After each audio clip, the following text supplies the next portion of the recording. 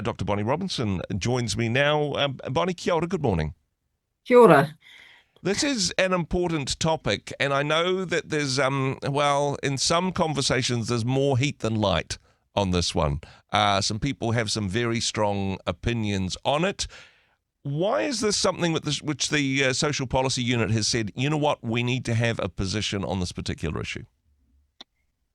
One of the reasons we've got involved, and yeah, we understand there are some quite strong opinions about this, but we also think there's a lot of people who just don't understand the history of Maori wards, why they exist, and why they're important. So Yep. we're really wanting to come out and ask people to be informed and to participate, not just sit back and let things happen, but to actually be informed and participate.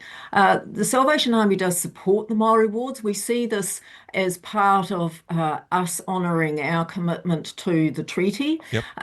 And we see that as a covenantal relationship, which is very much a Christian concept, a covenantal relationship where we have entered into, under God, an agreement about how we will behave towards each other. Yep. And the treaty is that. And this helps honour the treaty by enabling Māori to be adequately represented in local decision making. Mm. And so now that the referendum are having to be held about the Māori wards, we're keen that people get informed and get involved, don't just sit back on the sidelines. Just a question on that one, because there's one thing to encourage people to participate in democracy, but actually you're nailing your colours to the mast, as it were. You're saying we think that people should vote in favour of Māori wards. You're encouraging people to vote, but I mean, are you also sort of nudging them in a certain direction, Bonnie? Well, we're certainly saying that we think Māori wards have been effective in helping Māori to gain representation at the council table. I mean, some of the history is that way back in the early 2000s, before Māori wards were being created, only about 5% of local body councillors were Māori, and Yep. that's despite the fact that they're 15% of the population. And in some places, New Plymouth, for example, in 100 years had never had a Māori councillor. Yeah. You know, so clearly the system wasn't working to have Māori representation around the table.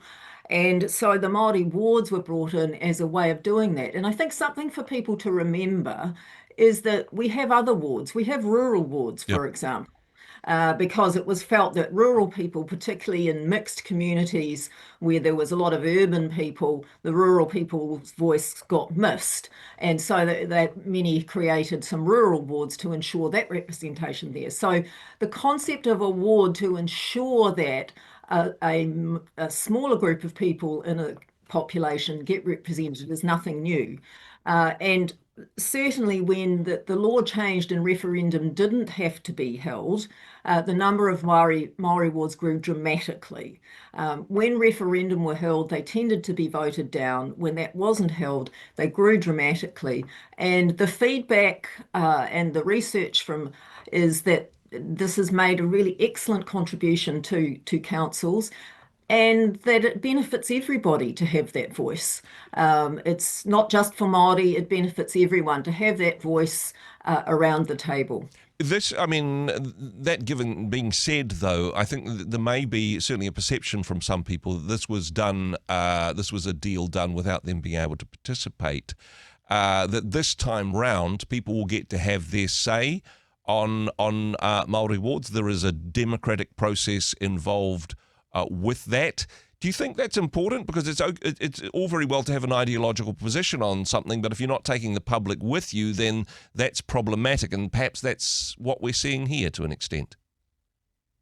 The history shows, as I said, that when people did have to have referendum, they generally got voted down, and Yep. that's not necessarily because everyone in the area didn't want them. We unfortunately have a very low participation rate in our local body elections. It's often less than 30%. Mm. So it tended to just be the people with strong voices voting, and they got voted down. When that was no longer required, as I said, we had a large increase in councils deciding that this was a good thing. Yep. I mean, these are optional for councils; they don't have to do it.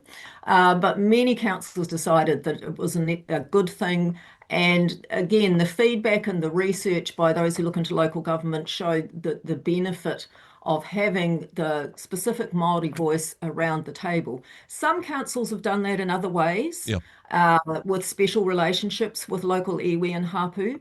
But the Māori Wards has been in some ways a very straightforward way to ensure that voice is there. I suppose one of the measures of whether or not there's poverty in a community, whether or not people are truly able to thrive, is whether or not they are able to participate in all aspects of that society or community in equal ways. Yeah. From what you're saying, that isn't happening for Māori in much of our local government. In some ways, this is just, I suppose, allowing access for Māori to participate in a participatory democracy. Yeah, absolutely. And if we go back to the history, when we didn't have Māori wards as a possibility, very, very low rates of Māori being elected to councils. Māori stood, but they didn't get elected Yep. very much. And so, given that we are a nation where the treaty is, important, and that guarantees participation by Māori in decision making, enabling them to make decisions at a local level and be represented there is really important to honouring that. But also, I think it's really important to note that what we've seen is that those Māori participating people say the quality of the decision making, the breadth of the information, and the thought about what is important and what needs to happen in an area does improve with that perspective. So it's good for Māori, but it's also good for everyone.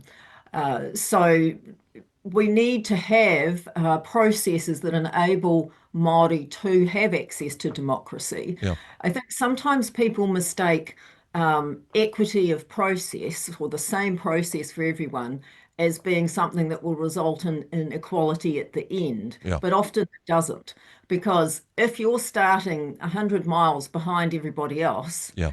and you just expected to somehow run faster and catch up, Yeah. it doesn't work. And we see that in all kinds of things. It's the same for many people, such as people with disabilities, for etc. Yes. So sometimes we need a different process so that we get the same equality at the end. And in a sense, that's what what Mori Wards provide. They're essentially just a different process to ensure that we have equitable access to democracy for everybody. There's certainly an opportunity for us to participate, but as you mentioned, very low participation rates, particularly in local body politics. An encouragement from the Social Policy Unit to use your democratic privilege, I suppose, but not to do so in a way of you go, oh gosh, last minute, where's that envelope? Tick, tick, tick, done. Actually, to take some time, because we've got a couple of months now to do some research on this, to have a reason for what you believe, to have a reason for why you are voting for this person and not that person, or this outcome and not that outcome. And the Social Policy Unit has provided some wonderful resources to help people to do that research. Yes, if people look on our the Salvation Army website, there's already some information up about Māori wards and the process. There will be more coming because it's a little bit away. Yeah. So we are going to have some more information coming on there, just talking about what they are, why they're important, and giving some information, because I think a lot of people hear these words, they don't really know what they mean, they don't know the history. And it's important to be informed. And I do encourage people to participate in local government, because local government actually makes a lot of decisions that impact everybody's lives, Yeah. including vulnerable people. Yeah. So it's an important part of our democratic system, and people should take it seriously, be informed, and make sure they participate. So much more than the rates, the rubbish, and local swimming pools. Very much appreciate the work that the Social Policy Unit are doing in this space. Bonnie, thanks so much for talking to us today. Thank you. Hey, thanks very much for joining us in the Rhema studio. Thanks very much for watching the interview. It's kind of nice to have an audience, actually. And if you did like what you watched, then do give us a like, do give us the thumbs up. And if you'd like to see more interviews like that one, or perhaps even better, subscribe and those interviews will come straight to you. Don't forget to turn on your notifications, and we'll see you in the next one. Cheers.